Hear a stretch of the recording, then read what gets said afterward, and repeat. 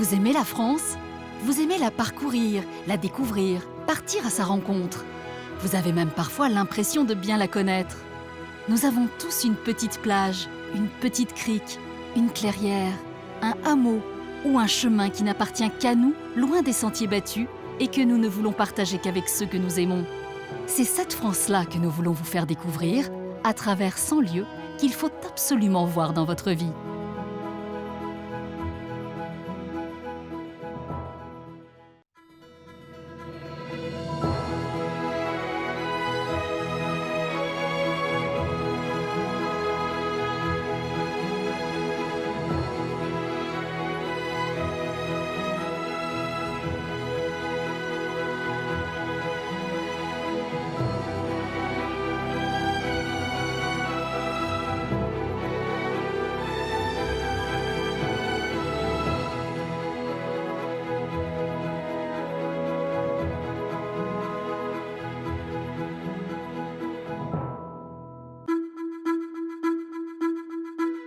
Aujourd'hui, nous partons à l'extrême sud-est de la France, aux portes de l'Italie, dans les Alpes-Maritimes. Ce voyage vous fera découvrir le pays de Grasse et sa ville, capitale mondiale du parfum. Là, on est dans la lavande. Ah, ça sent très bon. C'est très... c'est apaisant. C'est très sauvage aussi. Nous explorerons ensuite le pays de Vence, parsemé de villages provençaux caractéristiques, où règne une très forte activité artistique et culturelle, imprégnant ainsi toute cette région. C'est sans doute l'œuvre majeure de la collection, qui est un tableau de Picasso qui a aussi une histoire.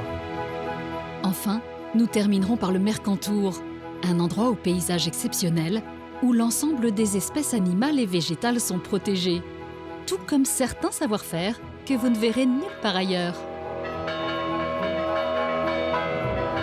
Oh, c'est très très beau, Bernard. C'est très émouvant. Merci beaucoup. J'avais jamais vu ça. Les Alpes-Maritimes, du pays de Grasse au Mercantour, offrent ainsi une palette de décors très différents que vous allez découvrir en compagnie de ceux qui vivent, qui aiment et qui animent ce département. Pour cette première escale, nous partons en pays de Grasse. Des villages perchés y côtoient des collines couvertes d'oliviers, ondulant nonchalamment jusqu'à la mer. Autrefois rattaché au département du Var, le pays de Grasse rejoint en 1860 le comté de Nice, offert par le roi de Sardaigne à la France, pour former le département des Alpes-Maritimes.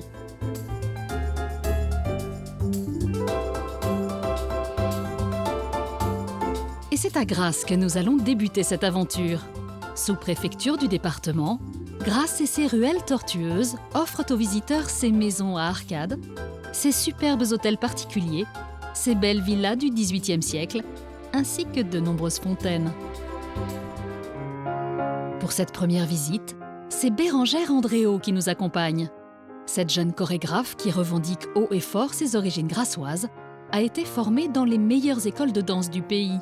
Partout où elle va, elle aime représenter sa ville et son pays, curieuse et enthousiaste à l'idée de faire découvrir sa région et ses nombreux secrets.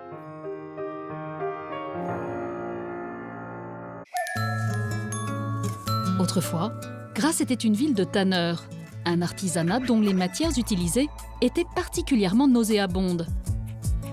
Un tanneur grassois, soucieux du nez de ses clients, a alors l'idée de parfumer ses peaux. La reine Catherine de Médicis, à qui il offrit des gants fleuris, va populariser cela dans toute la haute société européenne. Au XVIe siècle, Grasse devint ainsi la capitale mondiale du parfum. Après avoir déambulé dans la ville, Bérengère nous emmène dans un lieu aux 1000 couleurs et aux 1000 senteurs, où elle a donné rendez-vous à Irina Zorikina-Nessa, parfumeuse professionnelle venue d'Oural, en Russie. Bah, là-bas, on voit Grasse, tu vois? C'est joli ici, la vue. Pourquoi on dit Grasse, capitale mondiale de la parfumerie? Parce qu'à Grasse, il y a un microclimat qui est très particulier et qui est très bien pour les fleurs. La terre, elle est prodigieuse et il y a beaucoup d'eau ici. Ces conditions géologiques et climatiques extrêmement favorables ont poussé les tanneurs à se diversifier. Des nouveaux métiers ont éclos, comme celui d'Irina, qui jouit d'un odorat particulièrement développé. Il lui confère le pouvoir d'associer les matières premières issues des arbres, des fleurs et des herbes pour exprimer une idée et transmettre une émotion à travers différentes associations olfactives. Chaque plante, chaque fleur a des bienfaits. Bien sûr. Par exemple, quand tu sens la lavande, Ouais. ça t'apaise, ça te calme. Par exemple, si tu n'arrives pas à dormir, Ouais. ça peut t'aider. Donc il faut que je m'arrête de sentir, en fait, c'est ça. Avant de tomber de sommeil et d'aller dans les bras de Morphée, c'est ça? C'est ça. Alors on va s'arrêter là. Et lorsqu'il s'agit de la confection d'un futur parfum, Irina n'a pas d'équivalent dans le pays grassois. Pour la voir à l'œuvre, les deux amies se rendent à la parfumerie Gallimard, l'un des fleurons de l'industrie du parfum, qui depuis le XVIIIe siècle perpétue la tradition de son fondateur. La création d'un parfum obéit à un rituel précis très ancien. On va composer avec 3 étapes. On va Ouais. commencer par les notes de fond. D'accord. Après, on va passer dans les notes de cœur. Et on va finir avec les notes de tête. D'accord. Les différences entre les 3 notes, c'est la volatilité. Dans les notes de fond, tu trouveras beaucoup de notes assez lourdes, assez chaudes, comme la vanille par exemple, les bois comme santal, des muscs. Tu sais, c'est les notes qui durent plus longtemps. Après, on va monter vers les notes de cœur. Les notes de cœur, c'est le caractère de ton parfum. Ici, tu vas trouver beaucoup de fleurs, des fruits. Et on va finir avec les notes de tête. Les notes de tête, c'est les notes les plus volatiles. C'est juste pour ouvrir, attirer vers la fragrance. Mais toutes les notes, tous les 3 niveaux, si je peux dire ça, ils sont connectés, ils sont en connexion. Très bien, j'ai compris. Je suis prête. Oui. On peut y aller. Confortablement installé près de l'orgue à parfum, un lieu doté de 40 fragrances différentes, Bérangère va devoir sélectionner les notes olfactives qu'elle préfère.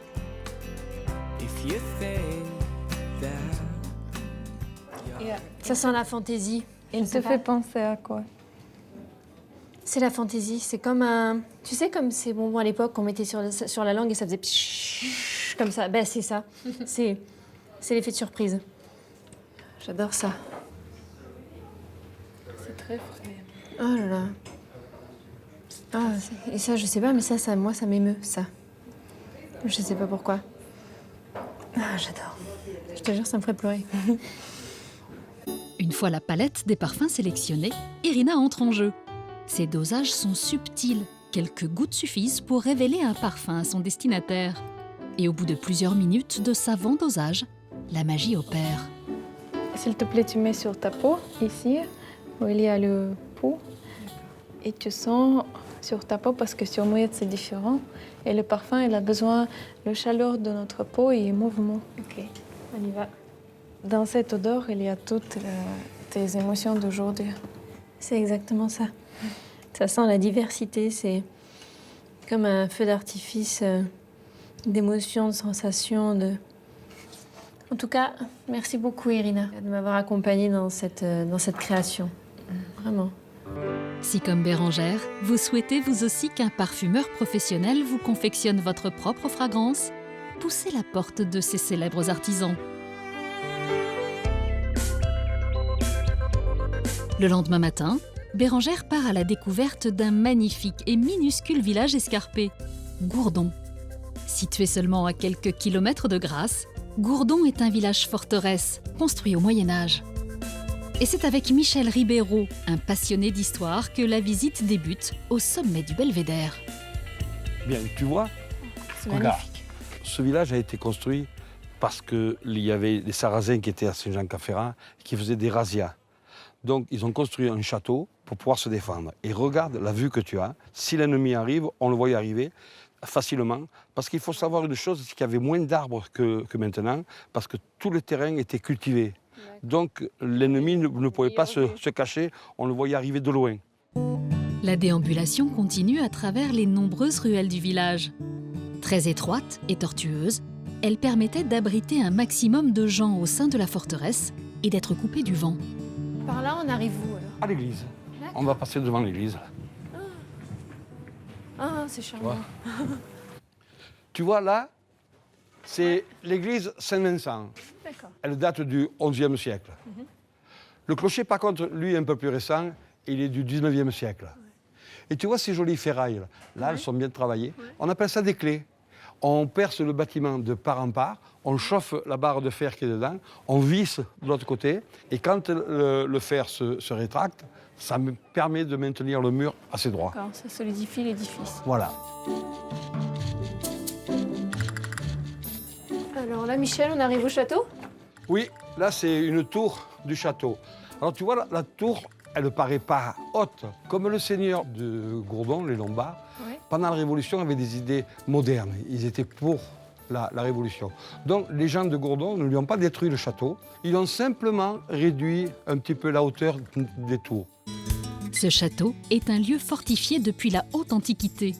Il résista tout au long de l'histoire aux invasions et aux guerres qui ensanglantèrent la région.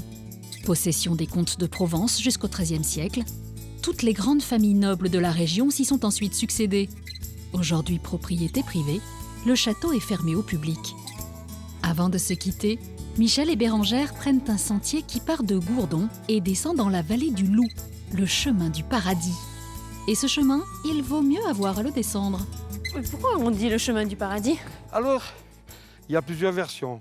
La première, c'est que les gens qui cultivaient la terre en bas au pont du Loup, quand il y avait quelqu'un qui décédait, pour venir l'enterrer au cimetière, on montait le cercueil à dos d'homme et on disait qu'on l'amenait au paradis. D'autres disent que c'est parce que quand tu montes ce chemin qui fait 2,5 km, mais qui a un dénivelé de 500 mètres, tu dis, voilà, là, je gagne le paradis. Voilà, c'est pour cela que ce chemin s'appelle le chemin du paradis et il est réputé pour les marcheurs. Et beaucoup de gens le font, le pratiquent souvent. D'accord. Après avoir quitté Gourdon et descendu le fameux chemin du paradis, Bérengère rejoint la vallée et un chef renommé, Emmanuel Ruse. Morvando d'origine, après une brillante carrière auprès des meilleurs restaurants de France et à l'étranger, Emmanuel ouvre son propre restaurant, le Loup Fassume, à Grasse en 2004. Un nom associé à une spécialité provençale qu'il va réaliser pour Bérengère. Emmanuel, bonjour. Bonjour Bérengère. Bonjour. Alors Bonjour. on est ici dans ton potager, c'est ça? Eh oui, Et c'est là que la recette démarre. ça commence, voilà. On est en train de cueillir un petit peu d'herbes aromatiques et les fleurs. Ouais. Parce que la recette, c'est un plat traditionnel grassois. Mais en plus, moi, je rajoute des fleurs parce que la fleur à Grasse, clin d'œil. c'est les parfums, c'est le soleil. On va préparer le chou. Maintenant, on va aller préparer le fassoum. Voilà, comme il y a ça, quelques gouttes d'eau on qui le fait tombent, peut-être à l'intérieur. ça serait mieux. Alors on y va. Ouais. Plat dominical et familial, le Loup Fassume était autrefois un plat de fête aux ingrédients coûteux. Chou farci à la viande de porc, au riz et aux petits pois nouveaux.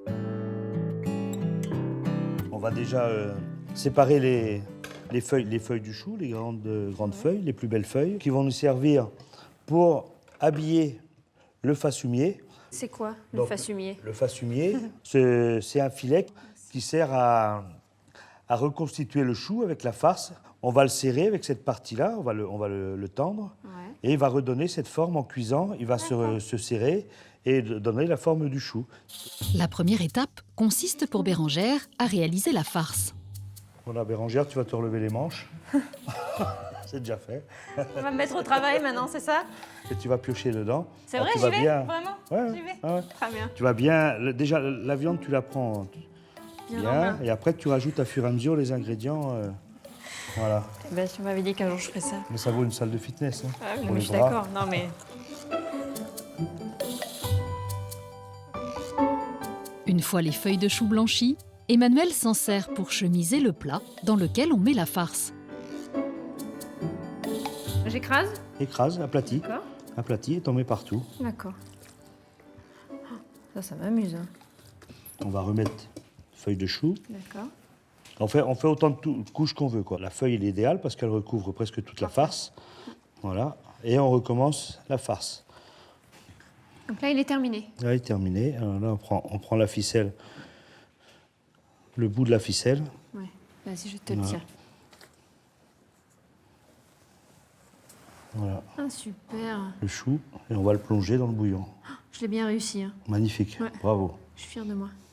Pour finir, Emmanuel a fait chauffer jusqu'à ébullition une grande marmite remplie d'eau salée. Le fascium y est plongé pour cuire environ 2 heures.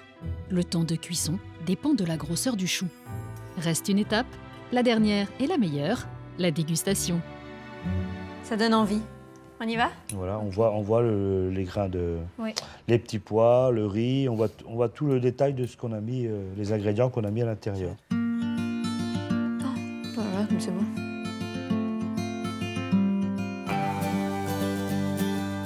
La dernière étape de ce voyage en Pays de Grâce nous emmène en altitude, à une quarantaine de kilomètres au nord de la capitale du parfum, dans le domaine du Haut-Tourinque.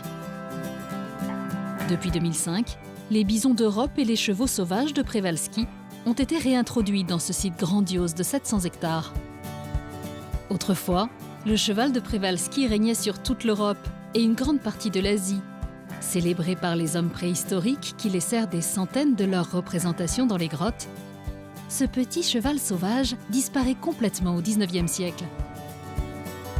Après des années passées en Afrique à soigner les grands fauves du delta de l'Okavango, Patrice Longour a eu l'idée de réintroduire ces chevaux dans leur habitat d'origine. Son extraordinaire pari est aujourd'hui réussi. Pour la première fois sur notre continent, les chevaux de Przewalski partagent à nouveau leur territoire ancestral avec des espèces plus communes ici, comme les cerfs, les chevreuils ou les sangliers. Alors là, tu m'emmènes où? On va aller contrôler un jeune qui est né cette nuit. Un poulain de Przewalski, petit chevaux sauvage qui était représenté sur les grottes en France. Là, on peut s'approcher comme ça. S'approcher jusqu'aux arbres, c'est tout. Parce que si tu veux, l'idée, c'est qu'il ne faut pas perturber les adultes, parce qu'à ce moment-là, les adultes sont un peu bizarres des fois. Quand il y a un nouvel arrivant dans le groupe, même si c'est un poulain, les adultes peuvent avoir des comportements un peu violents. Bérengère découvre ce poulain de Przewalski, première naissance de l'année. Cet animal est fragile, ses premiers pas dans la vie ne sont pas sans danger. Tu vois, la jument, l'air de rien, elle a vu que le petit est tombé, voilà. Elle dit à tout le monde, casse-toi, elle va tourner les fesses. Elle sent que le petit n'est pas costaud. Donc ça veut dire qu'il est né il y a 8 heures à peu près. Ça a été difficile de les réintroduire? C'était un pari parce que si tu veux, le problème c'est que ces chevaux, comme ils étaient dans les eaux, jusqu'en 1990 en gros, il a fallu que certaines associations les sortent des eaux, les mettent dans des centres de réhabilitation entre chevaux pour qu'ils apprennent à vivre ensemble. Et nous, on a été les premiers à les prendre. Mais de les avoir mis comme ça ensemble, brutalement, en plus avec des bisons, des cerfs, des chamois, etc., c'était... Ouais. Et si tu veux, au départ, c'est vraiment l'animal de la réserve qui a le plus à caractère, parce que justement, il a perdu ce caractère sauvage, donc avec tout l'apprentissage, ça veut dire. Donc, il ne sait pas partager son territoire, donc il cherche la bagarre. Alors, quand il cherche la bagarre à un chevreuil ou un sanglier, c'est pas grave. Quand il cherche un bison, voilà. Donc, ça a été difficile. À leur arrivée en novembre 2005, les premiers chevaux de Przewalski paraissaient perdus. Aujourd'hui, le domaine compte une vingtaine de spécimens. Allez, on va au bison. Ouais, on va aller voir ça. Le bison d'Europe, en tout cas, parce qu'en France, on l'a oublié parce qu'il était partout. Et puis, il a progressivement disparu pour n'être plus présent à la fin du XVIIIe siècle que dans ce qui est l'actuel, les pays de l'Est, là, genre en Pologne, Ukraine, Biélorussie, Russie. Ouais. À la fin de la Première Guerre mondiale, ce bison-là, donc le bison d'Europe, avait entièrement disparu. Il a été reconstitué par les Polonais à partir de 7 individus détenus dans les eaux. Donc tous ces animaux que tu as devant toi, ils descendent de 7 individus prélevés dans des eaux. On a amené 13 bisons de Pologne, sous dérogation internationale. Pour en avoir combien aujourd'hui? Voilà, là on est à plus de 50 et on en a sorti une quinzaine qu'on a exportées dans des parcs nationaux. Donc on a une population qui grandit très vite. C'est très positif alors. Oui. Ce voyage en Pays de Grâce s'achève ici, dans la réserve biologique des Monts d'Azur. Lorsque vous serez sur place, nous vous recommandons de mettre le cap au sud pour rejoindre la seconde étape de notre aventure, le pays de Vence. Région la plus proche du littoral, parsemée de villages provençaux caractéristiques, il y règne une très forte activité artistique et culturelle qui dépasse les simples frontières du département.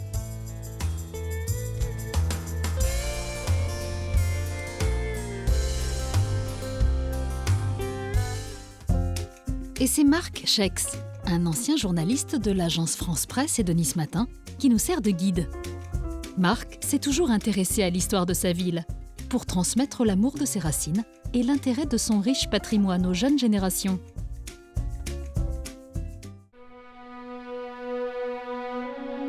Vence est une cité historique aux remparts érigés au XIIIe siècle. Sa cathédrale et ses nombreuses chapelles sont les vestiges des bâtisseurs de l'art sacré. Une fois à Vence, il faut se perdre dans le lacis de ruelles pavées, franchir des passages sous voûte, rafraîchissants. Vence associe la noblesse d'une charmante cité historique, devenue au fil du temps la cité des artistes. Henri Matisse y a même réalisé son chef-d'œuvre, une incroyable chapelle, la chapelle du Rosaire, un lieu sacré entièrement conçu et décoré par Matisse, en remerciement des soins prodigués par les sœurs dominicaines lors de son long séjour à Vence. Et c'est sœur Bernadette qui nous l'a fait visiter. Sœur Bernadette, bonjour. Bonjour monsieur. C'est Marc. Je suis Bonjour, ravi de vous voir et de découvrir la chapelle du Rosaire décorée par Matisse. Alors, est-ce que vous pouvez m'en dire un petit peu plus? La chapelle, elle a été construite de 1944 à 1951. Il avait déjà 80 ans. L'originalité, c'est que Matisse a aussi participé aux idées architecturales. Oui, en accord avec les architectes. Ah oui, oui. C'est vraiment son travail du début à la fin. Tout à fait. Il a suivi tout le travail. C'est une œuvre complète. Et c'est en cela qu'il était si fier d'avoir fait une chapelle. Il a souvent dit que c'était l'œuvre de sa vie. Voilà, comme un testament. Son testament spirituel.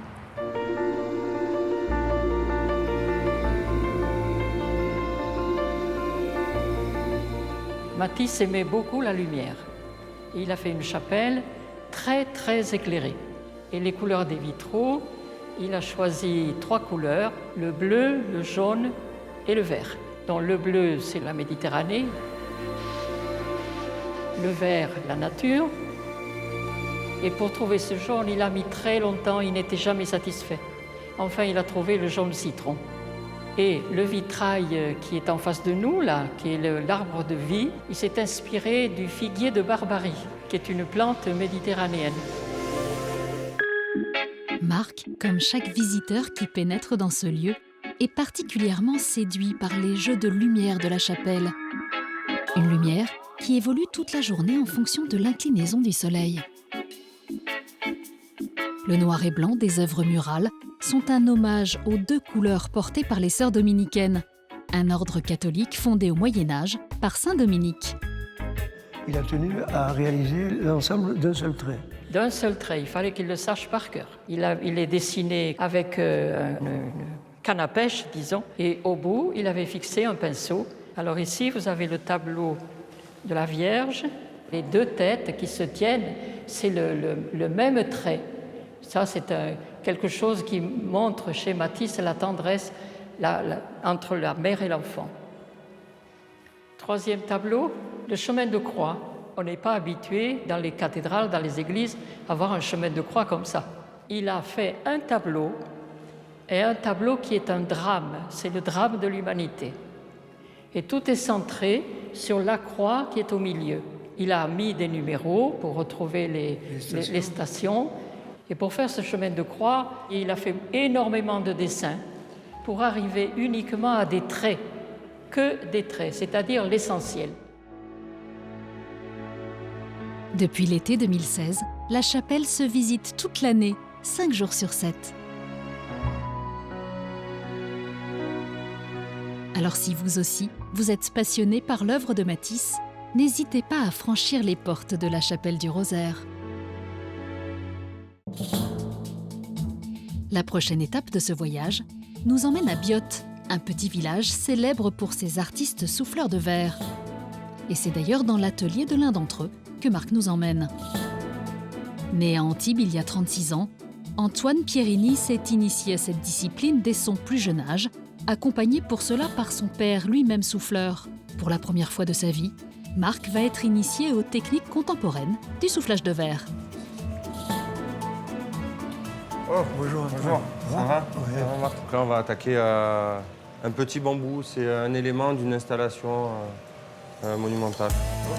Mais avant de souffler, il faut chauffer à très haute température la silice, la matière première qui deviendra plus tard le verre que nous connaissons tous.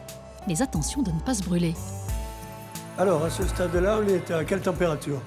Là, on est entre 1300 et 1400 degrés dans le four de réchauffage qui est là. Et on sent bien d'ailleurs. En fait, ça sert à ramollir le verre, de façon à ce qu'on puisse le travailler. Une fois la boule de verre en fusion sortie du four, Antoine peut commencer lentement et méticuleusement à la polir. Là, je redonne la forme arrondie et régulière au verre avec une petite maillotche. Et là, on est sur des outils qui sont les mêmes depuis des siècles. Ah oui, ça n'a pas trop bougé. Le soufflage peut maintenant débuter, mais pour cette étape, de l'aide est parfois nécessaire. Voilà, là, c'est l'étape où il faut être deux. Ouais. Un qui souffle et un qui donne la forme. Vas-y, Jay, doucement. Donc, si tu veux, Marc, après, tu peux essayer de souffler. Allez. Alors, je vais faire comme Jérôme. Ouais. Et là, faut pas se tromper. Et non, aspire pas, hein, souffle. Vas-y.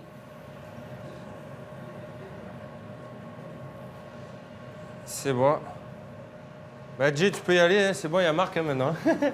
Oui, mais bon, il faudrait pas ça toute la journée quand même. Hein. Pour teinter sa bulle de verre, Antoine y saupoudre une couche de fines particules de verre colorées en jaune. Et ensuite, quand la pièce sera terminée à chaud, on va faire un travail de gravure sur le verre pour retrouver la couleur qui était à l'intérieur. Antoine répète plusieurs fois les mêmes gestes, le même protocole.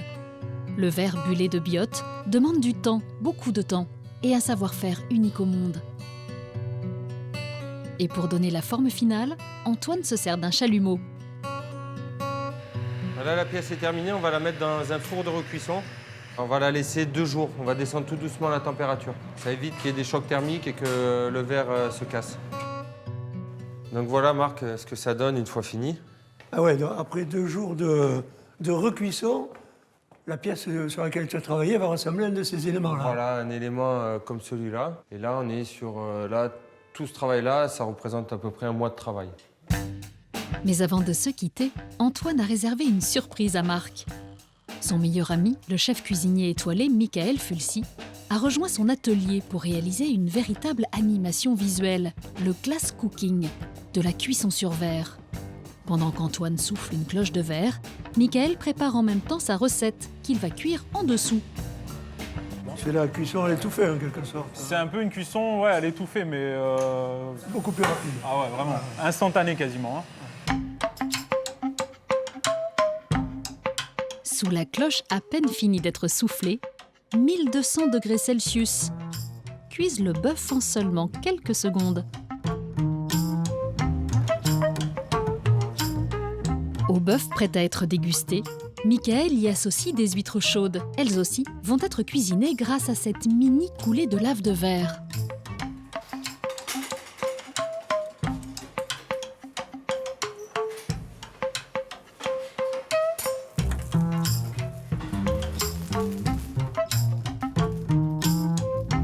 Ce type de cuisson relève de la performance. Michael Fulci ne la propose pas pour son restaurant. Il n'empêche, la fin est toujours la même, la dégustation.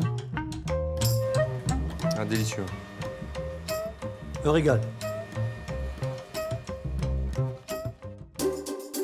La dernière étape de notre voyage en pays de Vence nous emmène à Saint-Paul-de-Vence.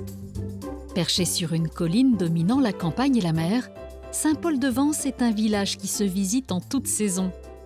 À travers ses ruelles, son donjon et sa chapelle décorée par Folon, Saint-Paul-de-Vence invite à la flânerie. Sa place du jeu de boules est l'une des plus célèbres aires de jeu de pétanque au monde. Juste à côté de la place du jeu de boules, l'hôtel-restaurant La Colombe d'Or. Cet établissement, célèbre dans le monde entier, est devenu mythique grâce à ses illustres visiteurs. Marc va ainsi profiter d'une visite guidée exclusive avec le propriétaire des lieux, François Roux. Marc. Adieu François. Comment vas-tu? Ça va. Écoute, on est à Saint-Paul-de-Vence. Qui dit Saint-Paul-de-Vence dit Colombe d'Or.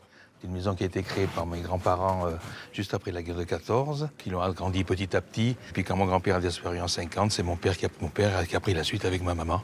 Et autour du lieu de prestige de la Colombe d'Or, il y a évidemment une histoire avec les artistes qui avaient commencé du temps de ton grand-père et la création de l'école de peinture. C'était mon grand-père qui avait une relation privilégiée avec des artistes et petit à petit ça s'est fait comme ça. Il a acheté des œuvres, il a échangé des œuvres, il s'est fait donner. La collection a commencé comme ça et on va aller peut-être la voir dedans. Allez, on y va. L'hospitalité et l'immense curiosité des grands-parents de François envers les artistes les poussent à toujours en accueillir davantage. Après leur passage, les murs de ce lieu se remplissent de toiles parfois échangées contre quelques nuits ou quelques repas. Au fil du temps, la Colombe d'Or est toujours restée ce lieu unique de rencontre entre artistes. Voilà, là, Marc, là, on a une très très belle œuvre d'Armand. Ah oui. Qui a une petite histoire marrante. Mon père était très copain avec Armand et César. Et Armand disait toujours, vous avez de très beaux Césars, mais vous n'avez pas une très belle chose à moi. Alors, Armand, il rachetait les belles œuvres qu'il avait fait quand il était plus jeune ou qui se trouvaient dans des ventes un peu partout en Europe. Et un jour, il vient et nous dit, voilà, je viens de racheter ça à Londres. Écoutez, donnez-moi tout ce que vous avez, moi je vous fais cadeau de ça. Et depuis, on a un Armand qui est magnifique et qui est tout à fait représentatif de ce qui faisait de plus beau, quoi. Ouais, on a l'impression d'avoir tout Armand dans cette œuvre. Ah ouais, elle est magnifique. Là, tu vois, Marc, on a une des œuvres, sans doute l'œuvre majeure de la collection, qui est un tableau de Picasso qui a aussi une histoire. Mon grand-père avait une très bonne relation avec Picasso, et qui venait souvent ici, il s'aimait bien, et mon grand-père avait toujours rêvé d'avoir un Picasso, et un jour Picasso lui a dit, viens dans l'atelier, on voit ce qu'on peut faire. Mon grand-père devait aller dans l'atelier de Picasso, il s'était mis d'accord, et mon grand-père est mort. Et Picasso est venu voir ma grand-mère et mon père en leur disant « Venez quand même à l'atelier ». Il leur a fait choisir un tableau, ils ont choisi un tableau et il ne leur a jamais demandé aucun paiement pour ça. C'est un cadeau. Cadeau à mon grand-père qui n'était plus là. Voilà. Et c'est une belle histoire. Ouais, c'est vrai, c'est vrai. Dans les années 50, les peintres ou les sculpteurs ont été rejoints par des poètes comme Jacques Prévert ou des artistes de music-hall ou de cinéma. Cette collection unique au monde, d'une richesse incomparable, tient à la fois de la qualité des œuvres exposées qu'à l'histoire de ce lieu situé à l'entrée de Saint-Paul-de-Vence.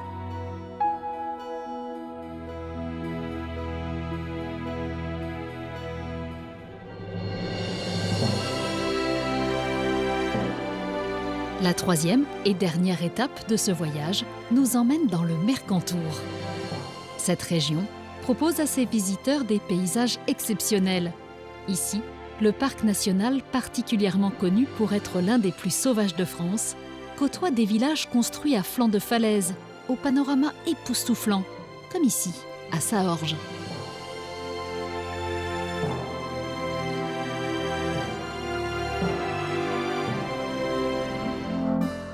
Pour le découvrir, nous partons avec Nathalie Magnardi. Aujourd'hui animatrice de conférences et guide d'ateliers culturels, Nathalie a une formation d'ethnologue. La visite débute au village de Sainte-Agnès, à quelques kilomètres de Menton, près d'un lieu unique, vestige d'une époque révolue, un fort militaire construit à flanc de falaise. Et pour le visiter, Nathalie peut compter sur Bruno Ray, le responsable de ce monument. Bonjour. Bonjour Bruno. Nous voilà au Fort Sainte-Agnès. Oui, Fort Sainte-Agnès conçu entre 1932 et 1938, qui était censé préserver l'intégrité de notre frontière, évidemment orientale, avec l'Italie, de Mussolini. Cet ouvrage a été conçu à coup de dynamite. Il a fallu près de 4 ans pour le gros œuvre, 2 années pour les infrastructures. À l'intérieur, c'est une cité souterraine qui ressemble un peu à un sous-marin sous la roche, qui permettait en fait de vivre pratiquement pendant 3 mois sans sortir. Combien d'hommes il y a eu dans cette caserne? 400. 400. On y va? Oui, allons-y. Allez. Ce fort est un système de défense méconnu du grand public, emblématique d'un ensemble quant à lui beaucoup plus célèbre, la ligne Maginot. Peu de gens savent que Imagino commence dans les Alpes avant de commencer dans le nord-est de la France. Et une raison à ça, c'est que la menace est d'abord venue de Mussolini avant de venir naturellement de Hitler en Allemagne. Et donc il y en a plusieurs dans les Alpes-Maritimes de ces forts. 14 pour être précis, qui montrent une grosse concentration sur les 23, 14 rien que dans notre département, s'explique par le fait que les cols de ces montagnes sont d'altitude modeste. Pour l'assaillant, évidemment, le passage est plus aisé. Et par ailleurs, on a cette cible potentielle à 30 km à vol d'oiseau, très symbolique, qu'est la ville de Nice. Constitué de blocs creusés dans le calcaire, enfoui sous 50 mètres de rochers, le fort de Sainte-Agnès occupe une position stratégique. En enterrant les ouvrages dans le sol, pour ne laisser subsister en surface que les organes de tir et d'observation, tout fut pensé pour le rendre indétectable. Il a été également un acteur dans la Seconde Guerre mondiale et en particulier en juin 1940. Il faut savoir que la bataille des Alpes, c'est une des rares victoires de la campagne française. Les Italiens, partout, ont été repoussés et en particulier sur le littoral mentonais, le bassin mentonais, et entre autres repoussés par ces canons dans ce bloc d'artillerie frontale sud où nous sommes actuellement, qui était considéré comme le plus puissant des Alpes en 1940. À l'intérieur de ce fort, tout est aménagé comme dans une caserne ou un sous-marin. Les pièces et objets épars sont conservés comme autant de témoignages de la vie des soldats qui ont séjourné ici.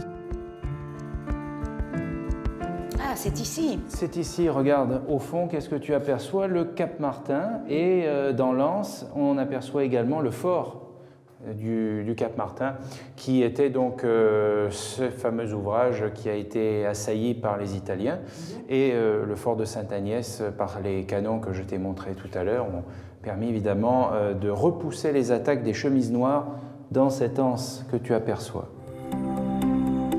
Après une soixantaine d'années d'usage exclusif par l'armée française, la municipalité le rachète à l'État en 1990. Ce fort se visite toute l'année.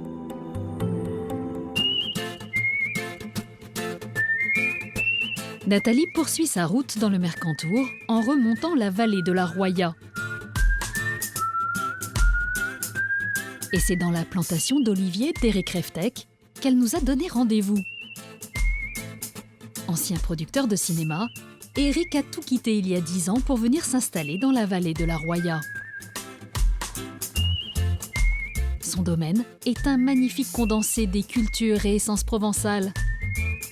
Éric a opté pour une agriculture biologique et biodynamique. Il produit bien sûr la traditionnelle huile d'olive, mais il est aussi un créateur d'huiles essentielles. Donc là, on va cueillir de la lavande. On va cueillir un peu de la lavande, on va faire une macération solaire de lavande, oui. Et on va distiller aussi une partie. Ouvre bien le sac, voilà, les ourlets, comme ça, ça se prend pas dans les trucs. Alors quand est-ce qu'elle se cueille la lavande au niveau de la maturation? Bah, écoute, là on est plutôt pas mal parce que tu vois, elle est un peu fleurie, elle est un peu sèche sur le haut de la hampe florale. Oui, c'est vrai. Ouais. Donc il y a pas mal d'huile essentielle, c'est très bien. En plus là on est en plein cagnard, plein soleil. Donc ça c'est bon pour les huiles essentielles de cueillir en pleine chaleur. Les plantes avec des forts taux d'huile essentielle, oui c'est parfait. Ok, viens. Alors, je vais te montrer comment on va faire la macération. On va transformer ça.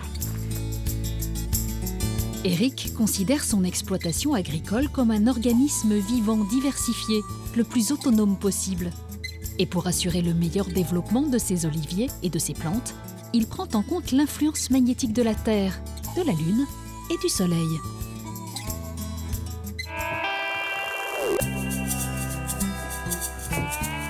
Une fois les plantes suffisamment sèches, Éric procède à la distillation. Avec la lavande, c'est toute la plante qui est utilisée, les tiges comme les fleurs. Les herbes récoltées sont mises en bocaux avec de l'huile d'olive biologique.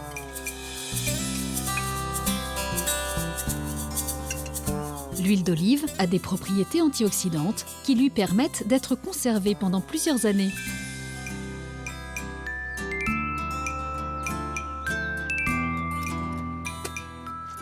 Allez, maintenant on va aller mettre ça au soleil. Pendant 40 jours et 40 nuits. En fait, il faut que ça ait les deux. Il faut que ça ait et la lune et le soleil. Tiens, alors là, justement, regarde, c'est les pétales de rose. Oui. Donc, ça fait à peu près 40 jours que c'est là. Et je te propose qu'on aille le presser ensemble. D'accord. Tu me dis si je vais trop vite. Vas-y, vas-y, vas-y. Ils sont beaux ces petits pétales-là. Oui, ils sont magnifiques. Il y a combien de kilos de roses là-dedans? Écoute, il doit y avoir à peu près 3 kilos, un truc comme ça, 3-4 kilos. Incroyable. On va pouvoir justement faire des assemblages de macération selon ce qu'on recherche pour les produits. Soit on veut un produit, tu vois, pour les muscles, donc là on va la mélanger par exemple avec de l'arnica, d'autres plantes. En l'occurrence, avec la rose, on fait une huile de phytocosmétique, donc spéciale pour la peau, auquel on va y ajouter de la lavande et puis d'autres produits, voilà, qui sont un peu nos secrets de fabrication. Nathalie nous emmène maintenant à Saorge, l'un des villages les plus impressionnants de France. Ses ruelles voûtées, ces hautes maisons aux façades teintées d'ocre et de rose dont les plus anciennes datent du XVe siècle, donnent à ce village un côté hors du temps.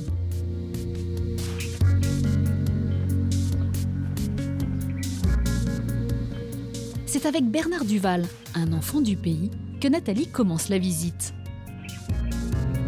Donc Saorge est un village perché. Un village perché, à flanc de montagne, entre deux éperons rocheux qui le protègent des invasions. Oui. Il paraît qu'au départ, le village était sur le piton d'en face, qui était exactement sur le sentier de la mer au Piémont et qui recevait par conséquent toutes les invasions. Et après la dernière invasion des Sarrasins, les villageois ont décidé de revenir ici, où il y avait déjà une partie de la population, et d'abandonner le village de là-haut. Et au XVIIe siècle, la population devenant vraiment importante, il a dépassé les remparts pour venir jusqu'au pied du monastère. Le clou de la visite se situe tout en haut du village, le monastère. Et c'est Estelle Arnoux qui nous fait visiter ce monument national. Le monastère de Saorge a été fondé au XVIIe siècle, en 1633, par des frères franciscains qui venaient probablement du couvent de Cimiez à Nice ou alors de la Ligurie italienne, qui se sont donc installés sur le promontoire qui surplombe le village de Saorge. Je vois tous ces cadrans solaires, c'est une particularité du site sans doute, non? Oui, on a la chance d'avoir un ensemble de 11 cadrans solaires exceptionnels, qui ont à la fois une fonction décorative, avec leur ornementation baroque, mais aussi une fonction utile, puisqu'ils permettaient de connaître l'heure de la journée en fonction de l'ombre portée par la tige métallique qui s'appelle le gnomon. Et chaque cadran ici est différent. Et il y en a un aussi sur le clocher, je vois. Hein? Oui, il y en a un avec une inscription en italien qui est plus récent que les autres, qui date de 1880, et qui dit « A me il sole, a te lo studio ». À moi le soleil, à toi l'étude. Depuis 1988, les moines ont quitté définitivement le monastère, mais leurs compétences et leur savoir-faire agricole a perduré. Ce jardin est vraiment extraordinaire puisqu'il a conservé lui aussi sa surface d'origine et sa structure. Il y avait 5 terrasses architecturées avec des murs construits en voûtin ou avec des pergolas qui permettaient d'optimiser la culture. Et il ouvre sur la nature, sur cette vallée de la Bendola qui est très préservée. Donc ici, on comprend vraiment bien l'attachement des franciscains pour ce lieu, pour son emplacement et pour la nature, puisque saint François lui-même vénérait en fait la nature. Il parlait de ses frères les oiseaux, de ses frères les arbres, de frères soleil. Mais ce jardin sert aussi à nourrir les artistes résidents. En effet, le monastère accueille chaque année plusieurs dizaines de pensionnaires qui viennent y chercher l'inspiration. Les visiteurs occasionnels sont aussi les bienvenus. Il leur suffit simplement de pousser les portes de ce charmant monastère. Mais avant de se séparer, Bernard Duval a réservé une surprise à Nathalie. Dernier carillonneur de toute la vallée de la Roya, il lui offre son premier concert privé. Cette discipline nécessite une certaine dextérité. Les bras et les jambes du carillonneur sont reliés à 4 cloches, autant de sonorités différentes.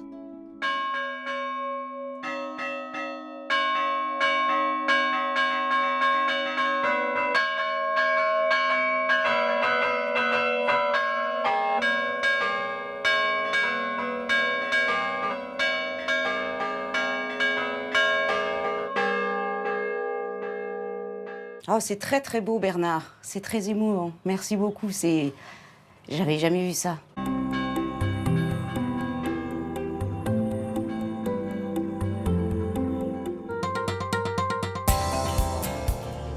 Nathalie poursuit son chemin dans le Mercantour. Aujourd'hui, elle a rendez-vous à la Brigue. Dans ce petit village, elle part à la rencontre d'Émilie Olivier, une chapelière spécialiste du feutre. Avant de confectionner ses chapeaux, Émilie doit d'abord récupérer la laine fraîchement tondue des célèbres moutons brigasques, les moutons de sa vallée. Des moutons à la laine différente des autres, plus rugueuse et aux poils longs. Émilie doit d'abord trier les toisons et éliminer les plus grasses. Ça va être un chapeau. Donc tu mets les fibres dans le même sens? Oui, et je vais les croiser. Je vais faire des couches croisées pour plus de solidité. Tu vas faire combien de couches? Là, je vais mettre 4 couches. C'est un chapeau qui sera assez frais. Avec la laine blanche, c'est bien pour le printemps et l'été. Cette couche de laine blanche constituera l'extérieur du chapeau. Émilie rajoute de la laine plus fine, dont la teinture violette provient de l'agriculture biologique. Le mélange de 2 laines différentes va assurer... Ah oui, elle est beaucoup plus douce. Tu as vu? Ça va assurer l'imperméabilité du chapeau. Émilie asperge d'eau chaude et savonneuse les différentes couches de laine. En les passant sous son rouleau, les fibres sont débarrassées de leurs impuretés. Elles vont ensuite se resserrer pour former le feutre. C'est très physique. Ouais. Il te faut combien de temps, Émilie, pour réaliser un chapeau à peu près? Il y a de nombreuses étapes parce que ce feutre, une fois qu'il va être prêt, je vais le rincer pour enlever tout le savon. Je vais le laisser sécher et il va y avoir plusieurs séchages, plus la finition à la fin, la décoration, la couture à l'intérieur, le gros grain. Donc je compte 1 semaine entre le début et la fin. Pour un chapeau? Oui. Tu vois, il a suffisamment rétréci. Je vais pouvoir le mettre en forme. Déjà, je vais le retourner. Donc c'est un chapeau blanc avec des légères teintes colorées. Le résultat donne ce chapeau qu'Émilie agrémente de petits rubans avant que Nathalie ne l'essaie.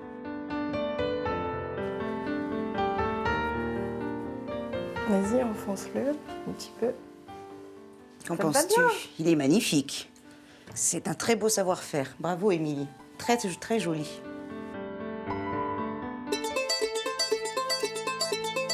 La dernière étape de notre séjour dans le Mercantour nous emmène au cœur du parc national du même nom. Un parc parmi les plus beaux de France. Lors de cette randonnée, Nathalie, accompagnée d'Alain Creton, un fin connaisseur des lieux, vont partir à la découverte de la flore et de la faune alpine pour atteindre un endroit magique et rare, la vallée des merveilles. Plus nos 2 randonneurs vont grimper vers les sommets, plus la végétation va se raréfier. Alain en profite alors pour un petit cours de botanique. Ils sont jolis, on voit que ça depuis tout à l'heure. Ça s'appelle, regarde, il s'appelle rhododendron ferrugineux. Si tu regardes le revers des feuilles, il est rouge-brun. Et si tu grattes un peu avec ton ongle, tu vois que ça s'en va. C'est un composé ferreux, c'est du fer oxydé en fait qui donne sa couleur rouge. Et ça donne aussi la toxicité au rhododendron. Oui. Parce que si les animaux pouvaient se permettre de venir le brouter tous les jours, il n'aurait pas le temps de grandir. Ici, on est en altitude, on est près de 2000 mètres d'altitude, l'été est très court. La période nécessaire aux plantes pour croître est également très courte. Et donc il faut utiliser tous les stratagèmes possibles pour être tranquille. Donc là, celui-ci, il a choisi la toxicité. Bon, on va s'en aller parce qu'il y a des nuages qui arrivent et on a de la route. En chemin, si vous êtes chanceux et patient, vous pourrez croiser aussi des animaux, comme des chamois ou des marmottes. Après plusieurs heures de marche, à plus de 2000 mètres d'altitude, Nathalie et Alain arrivent enfin au bout de leur balade et atteignent le clou de la vallée des merveilles, le lieu des gravures. Dans cet endroit unique au monde, plusieurs dizaines de milliers de gravures à même la roche, comme ce sorcier devenu le symbole de la vallée des merveilles.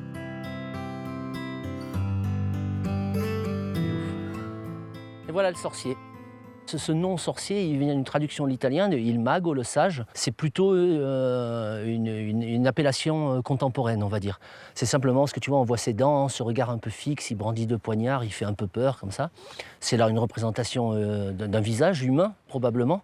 De quand elle date, ces gravures? On ne peut pas dater précisément une gravure, mais on peut dater la période pendant laquelle elle a été faite. Donc là, il s'agit aux alentours de moins 3300 avant Jésus-Christ. à la fin on peut dire le début de l'âge du cuivre, bien après la néolithisation. Donc les gens maîtrisent déjà l'agriculture et découvrent la métallurgie. Voilà, c'est là à peu près le début de la période des gravures. Au total, plus de 35 000 roches gravées ont été dénombrées dans cet endroit. La vallée des merveilles offre ainsi un beau témoignage des croyances et des cultes d'une civilisation encore empreinte de mystère.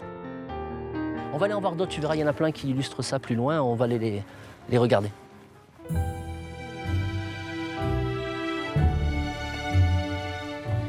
Oh, cette roche, c'est sûr que ça donne envie de dessiner. Qu'est-ce que c'est comme type de roche? Il faut s'en garder, hein. C'est strictement interdit. C'est une pélite. Elle a la particularité de contenir des particules de fer qui s'oxydent en surface et qui font cet effet vitrifiant et coloré. Par transparence, on fait ressortir la couleur naturelle de la roche et ça donne envie de faire des dessins comme les gens en ont fait ici. Les hommes, depuis qu'ils ont apprivoisé ces lieux, ont continué au fil des siècles à raconter leur vie sur les pierres. Nathalie, au cours de ses études d'ethnologie, s'est d'ailleurs intéressée de près aux périodes humaines plus proches de nous. Là, ce qui est intéressant, c'est que tu as vraiment une dynamique et une variété de signes qui montrent en fait des blasons, donc des périodes beaucoup plus de gens qui vont monter, qui vont dessiner leur couteau, leur fourchette, donc des lettrés un petit peu au XVIe siècle. Et puis des gravures de bergers, comme par exemple là des petits animaux, des cavaliers, et puis des mains de bergers. La prise de possession de la roche, j'aime beaucoup ce genre de gravure.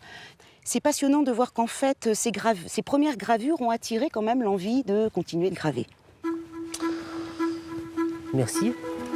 On va partir par là, tu crois? Oui.